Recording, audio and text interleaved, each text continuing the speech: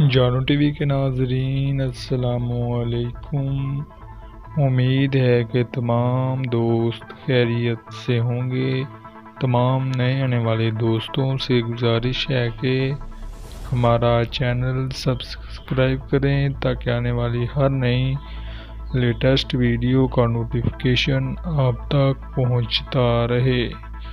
تو چلیے دوستو اپنی ویڈیو شروع کرتے ہیں۔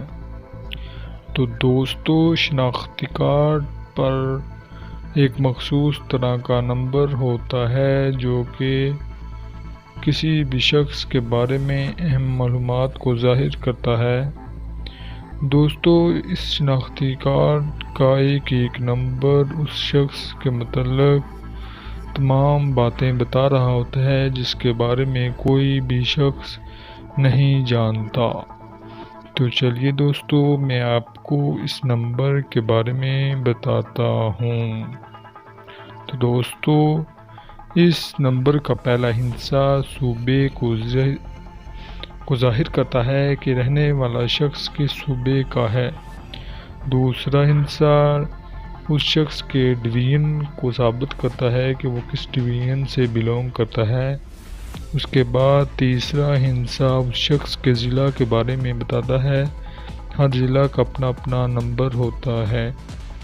اس کے بعد والا ہندسہ اس شخص کی تحصیل کے نمبر کو ظاہر کرتا ہے۔ ہر تحصیل کا اپنا نمبر ہوتا ہے۔ تو دوستو اس پورشن کو ختم ہونے کے بعد اب ہم اگلے پورشن کی جانب بڑھتے ہیں۔ تو دوستو یہ جو 7 ہندسوں کا کوڈ آپ کو درمیان میں نظر آ رہا ہے، یہ کوڈ کسی بھی شخص کا فیملی ٹری ہوتا ہے۔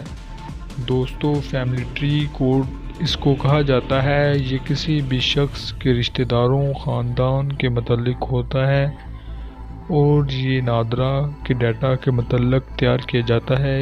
یہ ہر شخص کا ایک مخصوص اپنا شجرے کا کوڈ ہوتا ہے جس کو فیملی ٹری کوڈ کہا جاتا ہے۔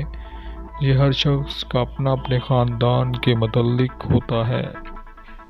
اس کے بعد دوستو آخری ہندسہ جو اکیلا ہوتا ہے وہ اس شخص کی جنس کے متعلق ہوتا ہے۔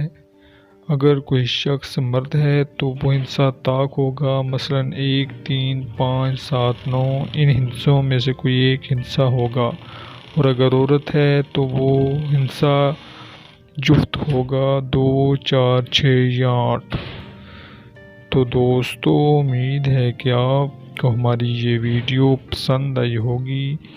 ویڈیو کو شیئر کریں اور ہمارا چینل سبسکرائب کریں۔ اللہ حافظ۔